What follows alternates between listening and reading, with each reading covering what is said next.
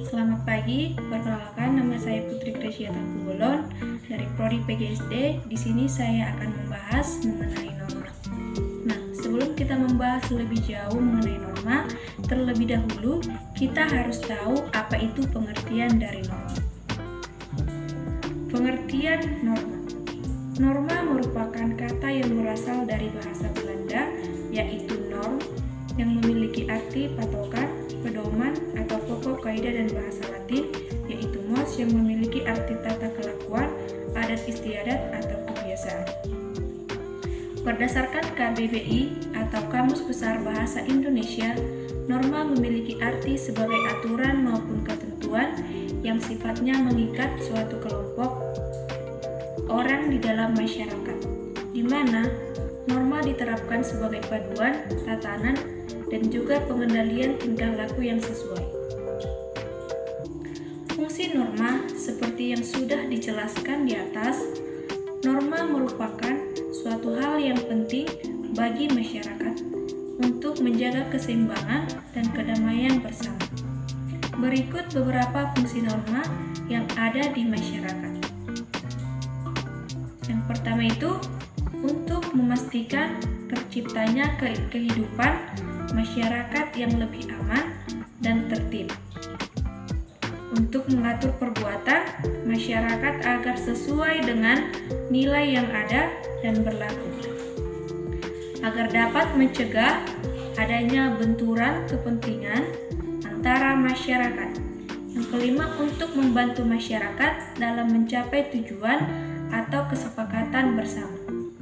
Yang berikutnya digunakan sebagai petunjuk maupun pedoman yang dapat digunakan untuk menjalani hidup di lingkungan masyarakat sebagai individu. Kemudian norma itu digunakan agar dapat mengatur perilaku masyarakat. Norma juga digunakan agar adanya suatu batas untuk tidak dilanggar.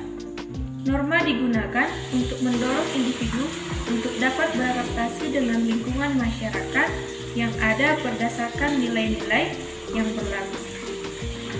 Nah, di sini juga saya akan menjelaskan macam-macam norma. Yang pertama, norma agama. Norma agama merupakan aturan-aturan yang dijalankan oleh masyarakat yang sumbernya berasal dari Tuhan Yang Maha Esa. Norma ini biasanya berisi akan perintah yang harus dijalankan oleh seseorang, ajaran yang merupakan segala ilmu ataupun pedoman bagi para penganut agama tersebut, maupun larangan yang berarti tidak melakukan suatu perbuatan yang seharusnya dihindari. Berdasarkan pengertian norma agama, maka di dalamnya memiliki sifat yaitu dogmatis, yang berarti bahwa aturan yang ada tidak boleh ditambah maupun juga dikurangi nilainya sesuai dengan yang tertulis pada kitab suci masing-masing agama. Norma agama dipercaya jika dilanggar memiliki sanksi yang nantinya akan diberikan setelah orang tersebut meninggal dunia berupa dosa maupun hukuman yang harus dijalankan berdasarkan ajaran masing-masing. Yang kedua, norma kesusilaan. Norma kesusilaan merupakan aturan-aturan yang dijalankan oleh masyarakat yang sumbernya berasal dari hati nurani seseorang. Norma ini merupakan sesuatu yang kita jalani dan rasakan setiap harinya, di mana seseorang didorong untuk melakukan tindakan yang baik dan menghindari tindakan yang buruk. Intinya, norma ini memiliki tujuan untuk mengatur perbuatan atau tingkah laku yang dilakukan seseorang. Berdasarkan ajaran norma ini, biasanya orang yang melanggar akan mendapat sanksi berupa perasaan bersalah, menyesal, atau bahkan dikucilkan di tengah masyarakat. Yang ketiga, norma kesopanan. Norma kesopanan merupakan aturan-aturan yang menekankan pada perbuatan seseorang untuk menjaga kesopan santunan, tata krama mereka, dan juga adat istiadat setiap individu. Hal tersebut dikarenakan Indonesia merupakan negara dengan beragam suku, budaya, dan adat istiadat yang berbeda-beda dan hidup berdampingan satu sama lain. Norma kesopanan ini diberlakukan untuk menjaga dan menghargai satu sama lain dalam kehidupan sehari-hari. Tujuan diberlakukannya norma kesopanan adalah menerima diri dari masyarakat, mampu menghargai orang lain, khususnya orang yang lebih tua, memahami hakikat dan tata etika dalam bergaul, dan mampu bersosialisasi dengan baik tanpa melanggar hal-hal yang tidak baik. Kemudian yang keempat itu ada norma hukum. Norma hukum merupakan aturan-aturan yang dibuat oleh badan yang bertanggung jawab seperti pemerintah yang dikemas dalam bentuk undang-undang. Norma ini memiliki sifat yang memaksa guna menjaga dan melindungi kepentingan masyarakat.